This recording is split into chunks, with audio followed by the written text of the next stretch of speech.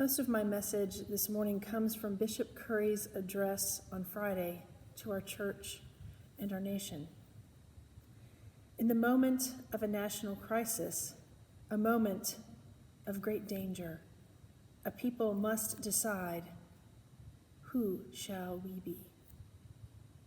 Bishop Curry connected our current situation with past crises, from the Civil War to the civil rights struggle in the 1960s, from the apartheid regime in South Africa to the violent white supremacist march in Charlottesville, Virginia in 2017, and last year's murder of George Floyd at the hands of police in Minnesota.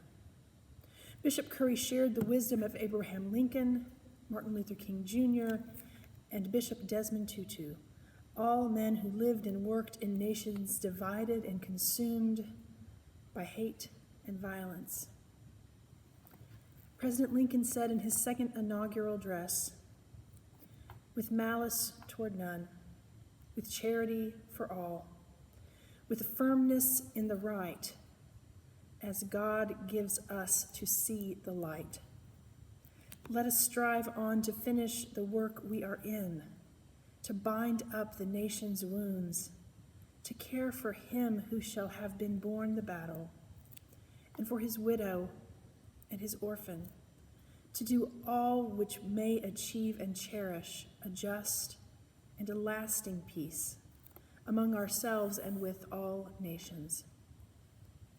Bishop Curry said, "I want to submit that the way of love that leads to the beloved community is the only hope for humanity. Consider the alternative. The alternative is chaos, not community.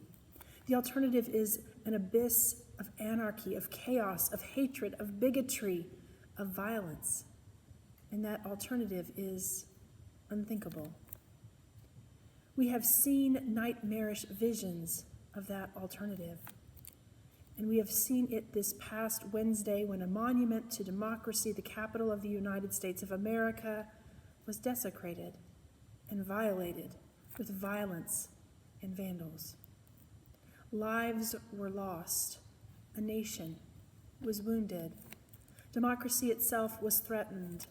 My brothers and sisters, this way of love that Jesus taught us when he said, "Love the Lord your God and love your neighbor as yourself," this way of love that Moses taught even before Jesus, this way of unselfish, sacrificial love, it is the way to redeem a nation, to save a world.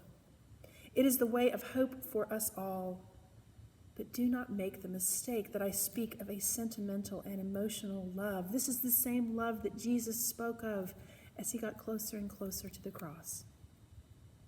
Both Bishop Desmond Tutu and Nelson Mandela knew that the way of Jesus, the way of love, was the only way that could guide South Africa from what could have become a bloody nightmare and a civil war to the way that could build a nation that had to face painful truths. They had to do what was just and what was merciful. They had to do what the prophet Micah said, that the motivation and the guide was love. Archbishop Desmond Tutu said, "Love, forgiving, and being reconciled to our enemies, our loved ones, is not about pretending that things are other than what they are. It is not about patting one another on the back or turning a blind eye to the wrong.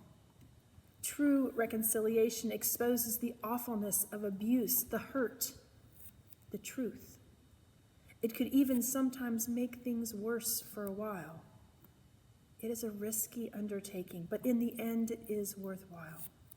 Because in the end, only an honest confrontation with reality can bring forth real healing. Superficial reconciliation only brings superficial healing.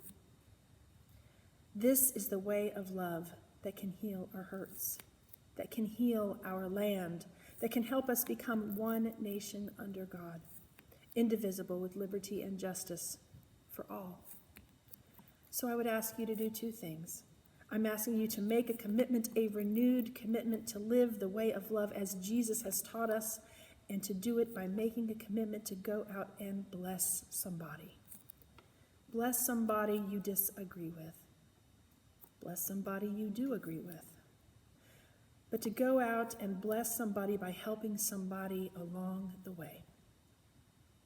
Go out and bless somebody by listening to their story and their lives. To go out and be an instrument of God's peace, an agent of God's love. And then I would ask you to pray for this nation, but to pray for something with specificity.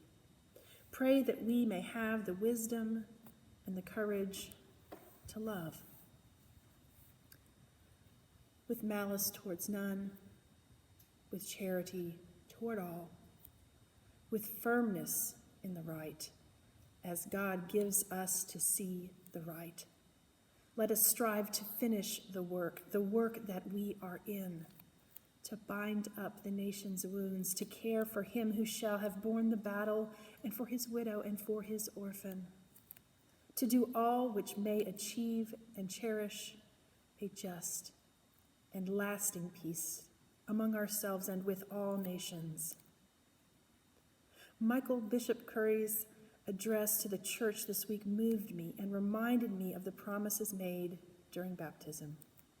Specifically, our promise to seek and serve Christ in all persons, loving our neighbors as ourselves, and our promise to strive for justice and peace among all people and to respect the dignity of every human being.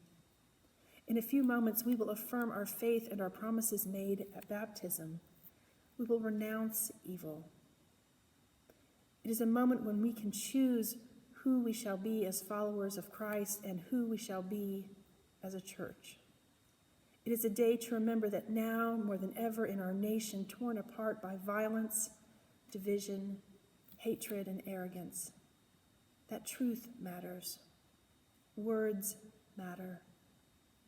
Actions matter. I invite you to join me to ask God to help us choose life, to choose hope, to choose love, and to choose justice. Amen.